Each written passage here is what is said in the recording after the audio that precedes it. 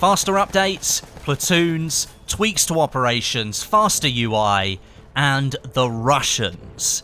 Battlefield 1 is about to get a lot more content in the near future.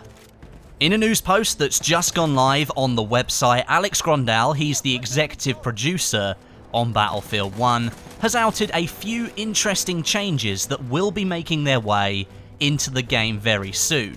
But first of all, let's look at those juicy Russian DLC images. Now, of course, this is just concept art, but it gives us a good indication for the map locations and the general tone of the DLC.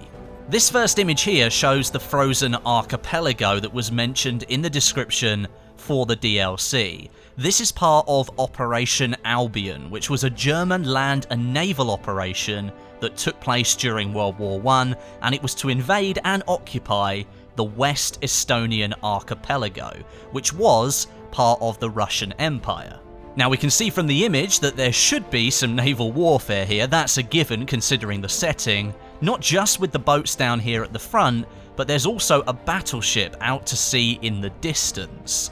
Perhaps the Dreadnought could make an appearance here. I wouldn't be surprised if it did. Clearly the standout feature, however, is the gigantic cannon or fortress gun in the foreground.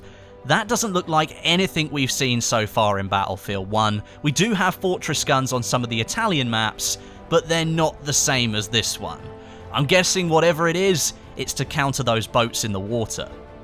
This second image is, well, much less exciting. It's of the armoured train, but this time affixed with a snowplow on the front. Perhaps that's just a thematic change here for the DLC, but there's a heavy covering of snow in this image in comparison to the one we just looked at. Perhaps this is a map that takes place in the dead of winter, where the weather has really set in. Fighting against the Germans and the Austro-Hungarians in the snow could be a really, really awesome setting, and something that's been missing from Battlefield 1 so far. We don't have any snow maps at the moment. The third image I think is most interesting. We get to have a look at a lot more here. We've got a flatter area in the shadow of the hills behind, we've got a village on fire over to the side, and the cavalry soldiers roaring past. This bit again is mentioned in the description on the DICE website, and I think this is depicting the map that's set in Galicia with the Russian Hussars as part of the Brusilov offensive. This was a major attack planned by the Russians against the Austro-Hungarians and the Germans on the Eastern Front, and in many places it saw big Russian gains in territory. They were attacking the Austro-Hungarians to the south, and they were massively under-equipped, and they were attacking the Germans in the north, who had much stronger defences. If there is more open land here, then perhaps DICE might try and make use of those horses on this map. It'd be really cool to see a few more cavalry soldiers riding around and adding a different dynamic to the gameplay. And lastly, we've already seen this image, but I'd like to show it again. This was the image that was shown when DICE officially announced all of the DLC names for Battlefield 1. And I think it shows the Lupkow Pass, which was a very important railway connection through the Carpathian Mountains in World War I. It created a link between Galicia and the Austro-Hungarian Empire, and that existed before the war, and then it became a vital thing for movement of troops and supplies during the war. You can see here the Russian cavalry soldier again, and more interestingly, what appears to be a Russian support soldier holding a brand new weapon. This, I think, is the Parabellum Mg14. It's a German machine gun that was primarily designed to be used in airplanes above the battle, but it did find its way into the hands of some ground soldiers too. Its rate of fire is between 600 and 700 rounds a minute, and that puts it somewhere between the MG15 and the BAR. So it's going to be really interesting to see how DICE try and balance this one in. As for the rest of the image, we've got plains up top, a huge river down below in the ravine, the Lupkow Pass itself with the railway there and the tunnel, and of course the armoured train making an appearance. This one looks like an all-out Battlefield map.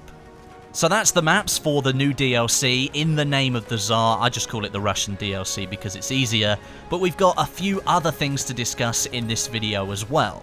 First of all, DICE will be switching to monthly updates for Battlefield 1 from their older seasonal patches.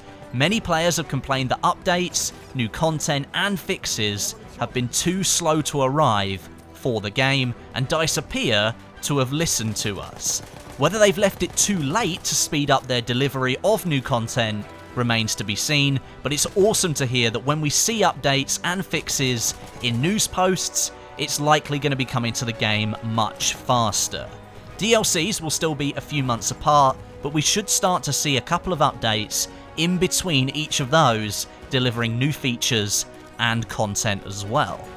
Secondly, platoons will be making the jump across from CTE into the main game very soon. If you missed my video on that, you can check it out down in the description, but that will be coming in what DICE is calling the Spring Update. Presumably, that's the last seasonal patch before they switch over to the monthly ones. And thirdly, DICE has said they've heard us loud and clear, and that there is still work to be done to make the game feel snappier and more responsive. Slow loading UI and in-game movements do still need some work for Battlefield 1, and the first monthly update coming in May, just a month from now, will hopefully address those issues. By the sounds of it then, the spring update should land sometime in April. So then, it does seem that DICE have heard our feedback and they're acting upon it, but thus far they've been a step behind when it comes to addressing that feedback with changes. Hopefully with that new monthly update cycle, we should see that disappear and look forward to a game that gets more updates more regularly to address concerns that might crop up. Thank you very much for watching. I hope you enjoyed it. Let me know what you think of the Russian maps down below and the new weapon as well. I'll be down there reading as many as I can. But until next time, my name is Westie, and I'll catch you guys in the next video.